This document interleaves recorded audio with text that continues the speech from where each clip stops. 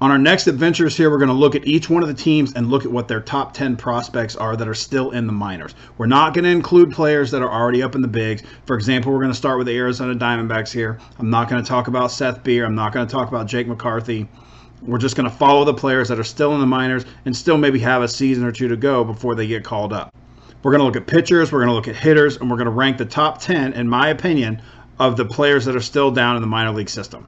So we're going to go and get started with the Diamondbacks. We're going to start off with number 10 of their prospect list is Christian Montez de Oca. And again, forgive me, like I always say with pronouncing people's names, I'm horrible at it. I'm surprised I get my own name right. But he is in single A. He's a relief pitcher. He's 6'4", 230.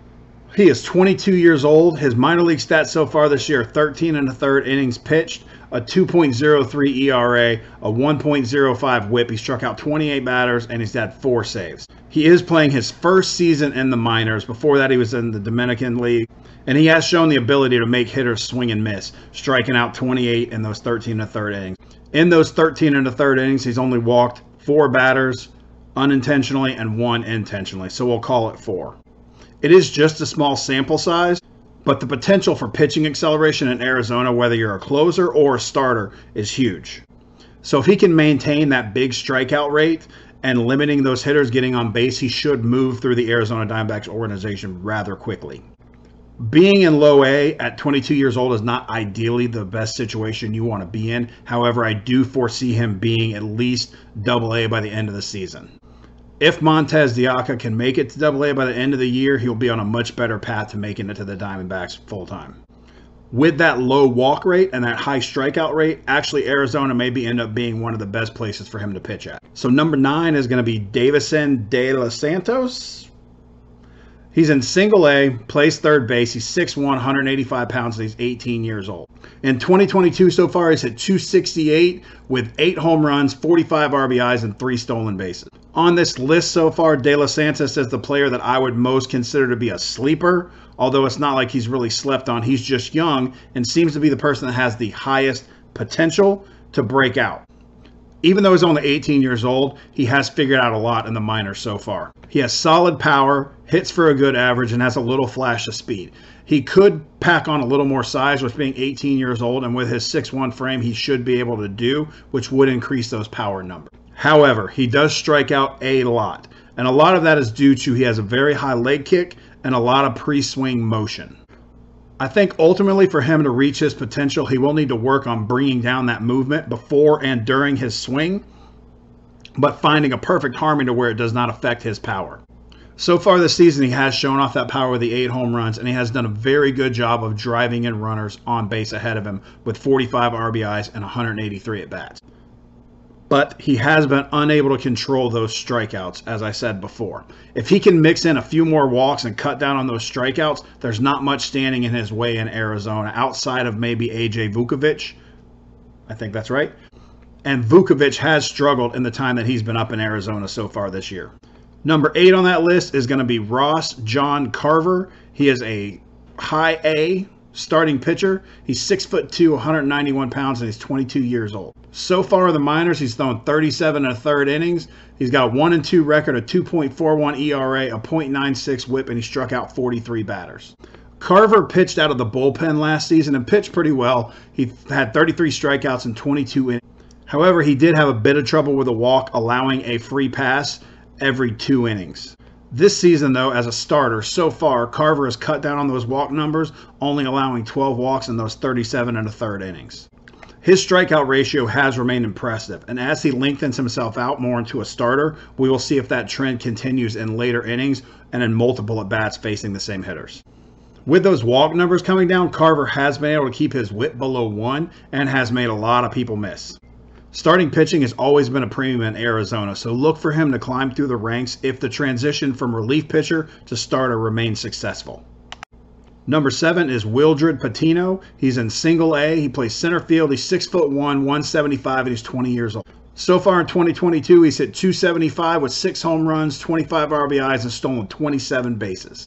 Patino has shown off some great speed in the field and on the bases. He covers a lot of ground in the outfield. This season as well, he's packed on a little more muscle and added a little more power to his swing. And the extra muscle has seemed to actually help him a little bit with his speed and not hamper it like happens with some players. With all the talent around him in single A, it's also afforded him an opportunity to drive in a few more runs, and Patino has delivered in those situations. Whereas the addition of a little extra power is nice for Patino and nice for his card investments, the Diamondbacks would rather see him be a Willie Mays Hayes from Major League 1 as opposed to an Omar Epps version in Major League 2. Patino does have a logjam of talent ahead of him, with Alek Thomas and McCarthy making their splash already in 2022 in the majors. So, outside of a pinch running type role, his path to the majors is a little more difficult than some of the other players on this list. Number 6 is Brandon Fadat. Fadat? I don't know. I'm going to put it here so you guys can read it. He's Double-A, starting pitcher, 6'4", 220 pounds, and he's 23 years old. Fadat? Brandon P, as we're going to call him, has been a consistent and solid starter for the Diamondbacks all throughout the minors. He has also consistently maintained a high strikeout ratio. In 185 innings so far in his minor league career, he has posted an 11-10 record with a 3.40 ERA, and he struck out 231 batters. As I said previously, Arizona has had their struggles with starting pitchers. And in that ballpark, high strikeout pitchers have a better chance to succeed. Ultimately, if he can bring down that ERA, he may end up being a top-of-the-rotation pitcher for the Arizona Diamondbacks for years to come. He is tall and does have a deep release point and walks very few hitters, but he did have a tendency to give up the long ball in 2021, giving up 1 home run a game. Arizona is a tough spot to find a win right now, but with the talent pipeline coming up throughout the minors, that may not always be the case. His biggest test will be to see how he pitches in Reno, where the ball travels a lot like it does in Colorado. Number 5 on this list is Stone Garrett. He is one of the older players on here. He's in AAA. He plays left field. He's 6'2", 195 pounds, and he's 26 years old. So far this season, he's hitting .282 with 14 home runs, 50 RBIs, and stolen 8 bases, and 177 at bat. Garrett has been around the minors for a few seasons now. Never made it to the bigs, but been around the minors for a few years. He was drafted by the Marlins in 2014. But over the last 2 seasons, he's really brought the power and the speed together in full effect. Hitting 25 home runs and stealing 17 bases in 2021, Garrett has continued 2022 at an even stronger pace, although that has been in Reno, which lends a lot to a hitter's power being at such a high elevation. He lost time in 2016 due to a hand injury from a player prank, like one of his teammates pranked him and he had a hand injury, but he has been slowly accelerating his growth ever since coming back from that injury. He has brought down his strikeout rate, which has contributed to his blistering pace. He was also named April's Pacific Coast Player of the Month. He would be much higher on this list with his power and his speed. However, being 26 years old really dampens his growth potential. So that kind of puts Garrett in one of those now or never type of scenarios. The Diamondbacks have tried a lot of players in left field with none solidifying the position. Even David Peralta is struggling. So this may open up a potential for Garrett to finally make his long-awaited Major League debut.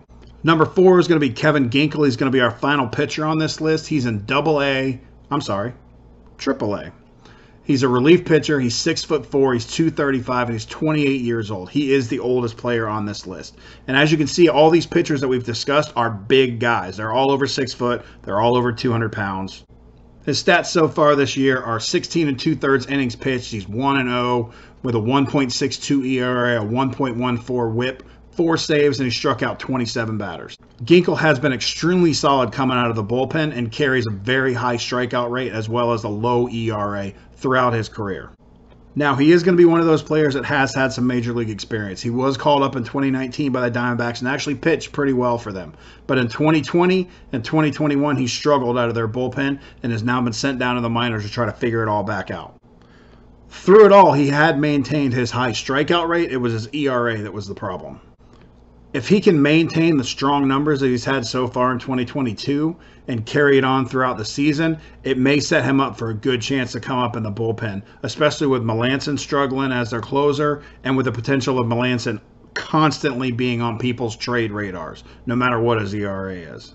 He is big and strong and just needs to keep putting it all together. If Melancon gets dealt or continues to struggle, it may set up an opportunity for Ginkel to come back in and retake that closer's role that he kind of took over in 2019 a little bit. So at number 3, we're going to start getting into the bigger names for the Diamondbacks. I can't do a list without talking about their big 3 that they still have left in the minors. So number 3 is going to be Blaze Alexander. He's in Double A. He's a shortstop. He's 6 foot, 160. He's 22 years old. In 2022, he hit .303 with 7 home runs so far, 18 RBIs, 8 stolen bases, 132 at-bats.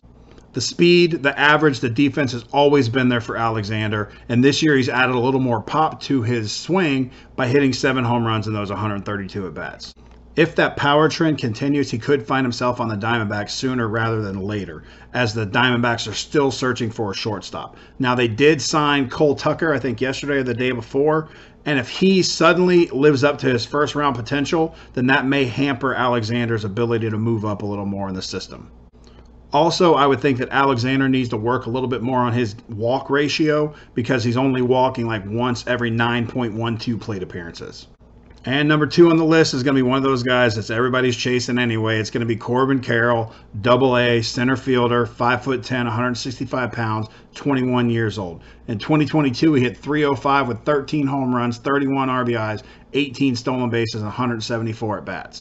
Despite his small stature, Corbin has displayed solid power and is blessed with great speed, which has helped him in the field and on the base path. At 22 years old, being only 5'10", 165 pounds, it's going to be difficult for him to add much more size and increase those power numbers, but so far he hasn't needed any more than he's already got. Those stolen base numbers are going to remain high even if for some reason the power were to drop off. If he can focus a little bit on better pitch selection, because he does strike out more than once a game, that will only help his numbers climb. A move to AAA Reno will only boost those power numbers due to the altitude alone. And you can expect those card prices to jump if they do, just due to those prospectors that only prospect on numbers alone. And number 1, of course, is Jordan Lawler. Single A, shortstop, 6'2", 190 pounds, 19 years old. So far in 2022, he's hitting .352 with 7 home runs, 21 RBIs, 18 stolen bases, and 125 at-bats. Lawler is a complete 5-tool player at shortstop and is young enough to grow into that 6'2" frame, hopefully increasing those power numbers. He was the 2021 first-round pick of the Diamondbacks. Coming off a labrum tear last season, Lawler has been lighting up Single A and should only continue to climb throughout the Diamondbacks farm system. Ideally, you would like to see his strikeouts come down to below 1 a game and his walks to increase a little bit, but neither has really affected his batting average. Lawler does have some talent ahead of him, as I mentioned, with Blaze Alexander above him, so that may slow his ascension a little bit. Shortstop is a position that the Diamondbacks would love to improve on, but anyone playing there now or ahead of Lawler in the minors is really just a stopgap until Lawler is ready for the big leagues. He'll have everyday superstar expectations when he gets called up, which is probably going to be 23 or 24. If for some reason Blaze Alexander comes out hot or Lawler stumbles a little bit, it'll hold Lawler back slightly. I would say look for Lawler to move up in step with Blaze Alexander. As Alexander goes up to AAA, then you should see Lawler move up to AA, and so on and so forth. So that concludes our top 10 list of the Arizona Diamondbacks. Let me know if I forgot somebody on the list that you want to hear about. Let me know if you think I'm wrong on somewhere. Let me know anything that you want to chime in on. Next up on our list, whenever we get to it, is going to be the Atlanta Braves, which will make me the happiest I've ever been. So if you like the video, go down to the bottom and like this video right here. Little thumbs up. If you want to see this list continue and you want to see other content, go ahead and subscribe over here and go ahead and check out the next video right over here. Even though it's Nope.